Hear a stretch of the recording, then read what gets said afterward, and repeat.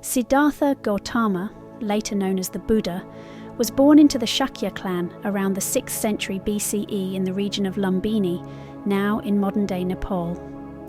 His father, King Suddhodana, ruled the small kingdom of Kapilavastu, and his mother, Queen Maya, was said to have had a miraculous conception. Legend holds that Queen Maya dreamt of a white elephant entering her side, a symbol believed to herald the birth of a great leader. Siddhartha's birth was accompanied by auspicious signs, suggesting that he would either become a great king or a renowned spiritual leader. From birth, Siddhartha was raised in luxury, shielded from the harsh realities of the world by his father, who wished him to become a great ruler. The young prince grew up in the opulence of the palace, enjoying the finest clothes, food, and entertainment. Despite his privileged upbringing, he was introspective and compassionate, qualities that set him apart. As Siddhartha approached adulthood, he began to feel a deep sense of dissatisfaction with his sheltered life. His curiosity led him to venture outside the palace walls, where he encountered the 4 sights that would change the course of his life: an old man, a sick man, a dead man, and a wandering ascetic. These sights revealed the inescapable realities of aging, illness, death, and the potential for spiritual liberation. The encounters deeply troubled Siddhartha, prompting him to question the meaning of life and the existence of suffering. At the age of 29, Siddhartha made a momentous decision. He left behind his royal life, his wife Yasodhara, and his infant son Rahula to seek the truth about human existence. Donning the simple robes of a monk, he began a 6-year journey of rigorous ascetic practices and meditation, hoping to attain spiritual insight. Siddhartha initially studied with renowned teachers of his time, mastering various forms of meditation and reaching high states of consciousness. However, he found these teachings insufficient in providing a permanent solution to suffering. He then joined a group of ascetics who practiced severe self-mortification, believing that extreme deprivation could lead to enlightenment. Siddhartha pushed his body to the limits, nearly starving himself to death, but he realized that this approach was not the path to liberation. One day, while sitting under a tree, weakened by his ascetic practices, Siddhartha accepted a bowl of rice milk from a village girl named Sujata.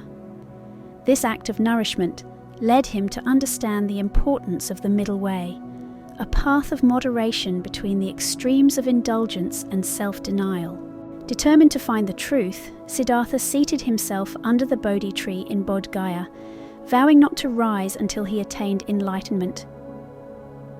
After a night of deep meditation, he confronted and overcame the temptations and challenges posed by Mara, the embodiment of desire and illusion. As dawn broke, Siddhartha achieved nirvana, complete awakening and liberation from the cycle of birth and death.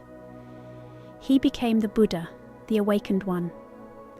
Following his enlightenment, the Buddha initially hesitated to teach, doubting whether anyone could understand his profound realizations.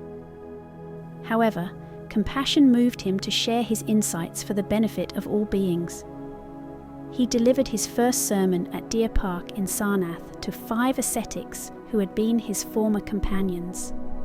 This sermon, known as the Dhammacakkappavattana Sutta, or Setting in Motion the Wheel of Dharma, outlined the 4 noble truths and the Eightfold Path, fundamental teachings that form the core of Buddhism.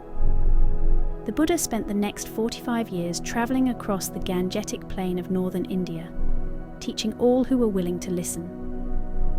His followers came from all walks of life: royalty, merchants, peasants, and outcasts. Notable disciples included Ananda, his cousin and devoted attendant, Sariputta and Mahamoggallana, 2 chief disciples renowned for their wisdom and supernatural abilities, and Mahapajapati Gotami, his aunt, and the first woman to be ordained as a nun in the Buddhist order. Among the many stories of the Buddha, the tale of Angulimala stands out as a powerful example of compassion and transformation. Angulimala was a feared bandit who had vowed to kill 1,000 people and wear a garland of their fingers. When the Buddha encountered him, Angulimala had already murdered many and was close to completing his goal. Unfazed by the danger, the Buddha approached Angulimala and spoke to him with compassion and wisdom. Moved by the Buddha's words, Angulimala renounced violence, became a monk, and eventually attained enlightenment, showing the profound capacity for change within each individual.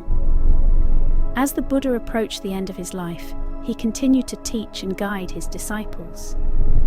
At the age of 80, he fell seriously ill, but continued his journey to Kushinagar, a small town in present-day Uttar Pradesh, India. There, lying between two sal trees, he gave his final teachings, urging his followers to diligently work towards their own liberation and not depend solely on him. He then entered a deep meditative state and passed into parinirvana, a final passing beyond the cycle of birth and death. The Buddha's cremation was conducted with great reverence, and his relics were distributed and enshrined in stupas, which became pilgrimage sites for his followers. If you enjoyed this content, you may like this video on the history of the Olympics.